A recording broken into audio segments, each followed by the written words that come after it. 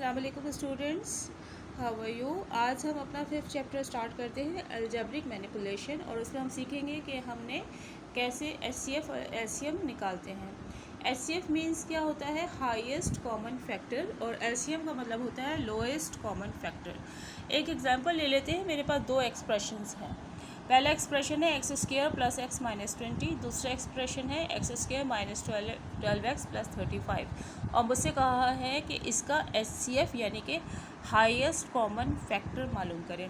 तो इसके लिए हम क्या करेंगे, हम इन दोनों एक्सप्रेशंस को, नंबर 1 को और नंबर 2 को अलग अलग फैक्टराइज कर देंगे। फैक्टराइज तो हमको सबको आता है। मिडिल टर्म को ब्रेक करेंगे, मिडिल टर्म ब्रेक करेंगे। 4 5 20 होता है। यहाँ पे x था 4, हमने इसके दो टुकड़े ऐसे किए कि मल्टीप्लाई करके 20 आए और प्लस माइनस करके 1 आए, +1। तो हमने इसके दो टुकड़े कर दिए, ठीक है।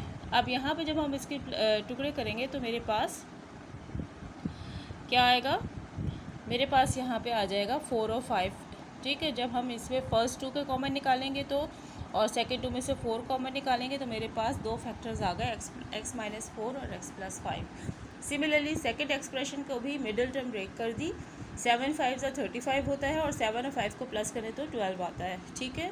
हमने इसमें से फर्स्ट 2 टर्म में से कॉमन निकाला x, इसमें से कॉमन निकाला 7, और फिर इसको मज़ीद सिंप्लीफाई किया तो यहाँ पे भी मेरे पास दो फैक्टर्स आ गए। अब एचसीएफ निकालने का मकसद ये है कि फ़र्स्ट एक्सप्रेशन के फैक्टर्स और दूसरे एक्सप्रेशन के फैक्टर्स को आपने देखना है कि इसमें कौन सा फैक्टर कॉमन है, तो वो मेरा एचसीएफ होगा। तो मेरा एचसीएफ यानी कि हाईएस्ट कॉमन फैक्टर क्या है, x plus 5 and x plus 5, जो कि दोनों में कॉमन था। That will be the highest common factor between these two given expressions. तो इस तरीके से हम किसी भी गिवन एक्सप्रेशन का हाईएस्ट कॉमन फैक्टर या एचसीएफ मालूम कर लेते हैं। पहले आपने दोनों एक्सप्रेशंस को फैक्टराइज करना है, सिंपल फॉर्म में लाना है, और फिर देखना है कि दोनों में कौन सा एक्सप्रेशन कॉमन है, ठीक है। तो जो कॉमन होगा that was the highest common factor.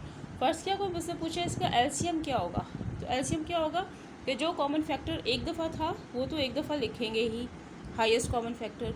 उसके बाद जो बच गए, यहाँ पे क्या बचा था, यहाँ पे बचा था x माइनस 4, और यहाँ पे क्या बचा था, यहाँ पे बचा था x प्लस 7। तो जो कुछ बचा था वो भी हम लिख देंगे। तो ये that was my lowest common factor और एलसीएम, ठीक है। तो हाईएस्ट कॉमन फैक्टर और लोएस्ट कॉमन फैक्टर दोनों चीज़ें हमने देख ली कि किस तरह से मालूम की जाती है, ठीक है। इसको मज़ीद डिटेल से आगे भी सीखते हैं। अच्छा जी, नेक्स्ट क्वेश्चन मेरे पास कुछ इस तरह से है कि मुझे दो एक्सप्रेशंस दिए गए हैं, a³ minus b³ and a⁻6 minus b⁻6। अब यहाँ पे तो डायरेक्ट फार्मूला लग रहा है क्यूब का, आपको फार्मूला याद है, आप डायरेक्ट इसको ओपन कर दीजिए।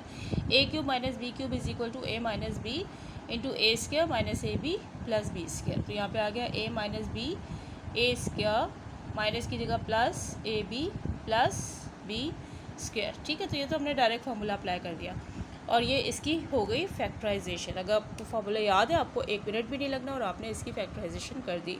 a6 माइनस b⁻6 ये हम पीछे सब सीख कर आ चुके हैं, कोई चीज़ इसमें नई नहीं है, सिर्फ नया आगे ये स्टेप आएगा कि इसमें कॉमन क्या है, ठीक है।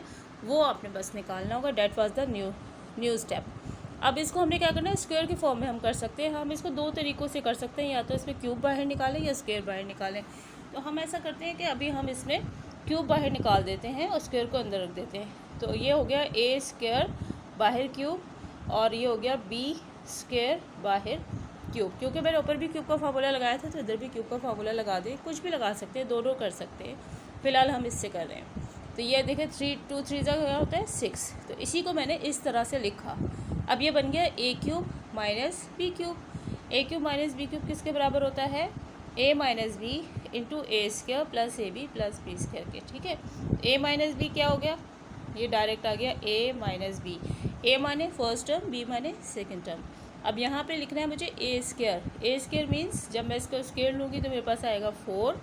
जब माइनस होता है फार्मूले में लगता है प्लस a इंटू बी, यानी कि first term into second term plus b square, plus b square means b square का स्क्वायर, b स्क्वायर का स्क्वायर हो जाएगा b की 4, ठीक है। ये आप पहले कर चुके हैं, आपको बहुत अच्छे से आता होगा, रिवाइज कर लीजिए। a³ minus b³ is equal to a minus b, a square plus A B plus B square. जब मैं a बोल रही हूँ डैट मीन्स फर्स्ट टर्म, जब मैं b बोल रही हूँ means second term. First term और सेकेंड टर्म हम यहाँ से देख सकते हैं। अब यहाँ पे ये मज़ीद सॉल्व हो रहा है, that is a square minus b square. इसमें फॉर्मूला अप्लाई करेंगे तो that is equal to a square minus b square किसके बराबर होता है, a plus b into a minus b के, ठीक है। और इसके बाद अगर आप देखें तो ये भी मज़ीद सॉल्व हो रहा है कंप्लीटिंग द स्क्वायर के फार्मूले से। कंप्लीटिंग द स्क्वायर के फार्मूले से जब हम इसको सॉल्व करेंगे तो यहाँ पर ये मेरे पास ए स्क्वायर मौजूद है, यहाँ पर मेरे पास बी स्क्वायर भी मौजूद है, बीच में two a square b square की कमी थी, वो मैंने डाल दी, ठीक है। तो जब मैंने इसको two a square b square बनाया है तो समझ ले मैंने इसमें एक a square b square plus किया है। जब मैं प्लस करूँगी तो एक ए स्क्वायर बी स्क्वायर इस पे से माइनस भी करेंगे, ठीक है। ये भी हम पीछे सीख कर आ चुके हैं कंप्लीटिंग द स्क्वायर। तो यहाँ पे हमने क्या किया कि इसको कंप्लीटिंग द स्क्वायर के ज़रिए कंप्लीट कर दिया फार्मूले को। चूँकि इसमें एक प्लस किया है तो ये 2 बन गया है, 1 था 1 से 2 बन गया, तो यहाँ पे 1 माइनस भी करेंगे, 1 प्लस किया है तो 1 माइनस कर दिया है, ठीक है। ये फार्मूला मेरा कंप्लीट हो जाता है किसका, ए स्क्वायर प्लस बी स्क्वायर के होल स्क्वायर, और इसको भी मैं क्या करूँगी, स्क्वायर की शक्ल में लिख दूँगी, ठीक है। अच्छा, इन दोनों का रोल अब ख़त्म हो चुका है, ये मज़ीद फैक्टराइज तो नहीं होंगे, बस ये ऐसे ही साथ हम उतारते रहेंगे। अब ये बन गया दोबारा, क्या बन गया, ए स्क्वायर माइनस बी स्क्वायर। ये कंप्लीटिंग द स्क्वायर से कंप्लीट हो गया, ठीक है। और पीछे जो बचा था इसको भी स्क्वायर के फॉर्म में लिखा। अब ये बन गया ए स्क्वायर माइनस बी स्क्वायर। एक दफ़ा मैं इसे प्लस में लिखूँगी, एक दफ़ा माइनस में लिखूँगी, लेकिन डिसेंडिंग ऑर्डर देते हुए ए भी चला जाएगा बीच में, ठीक है। तो मेरे पास क्या आ जाएगा, ए प्लस बी, ए माइनस बी और ए स्क्वायर। एक दफ़ा जब मैं प्लस में लिखूँगी ए बी को बीच में लिख देते हैं ताकि एक स्टेप हमारा बच जाए, और एक दफ़ा मैं क्या करूँगी, इसको माइनस में लिखूँगी प्लस बी स्क्वायर, ठीक है। So this is the final factorisation of the given factor expression a6 minus b6। इसको हमने क्यूब की फॉर्म में लिखा, a cube minus b cube, इसको फार्मूला अप्लाई किया क्यूब का, इस पर a square minus b square का फार्मूला अप्लाई हुआ, इसको कंप्लीटिंग द स्क्वायर के ज़रिए कंप्लीट किया, और इसको दोबारा ए स्क्वायर माइनस बी स्क्वायर का फार्मूला अप्लाई करते हुए फिर से इसको खोल दिया, ठीक है। और ये मेरे पास फाइनल शक्ल आ गई।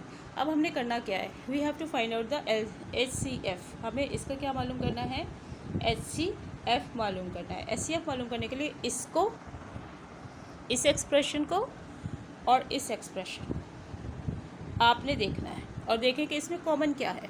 तो इसमें जो कॉमन है बस वही मेरा आंसर है, डैट इज़ बाई HCF। तो a माइनस बी कॉमन है और A square plus A B plus B square common है, लिहाजा दिस इज़ माई HCF।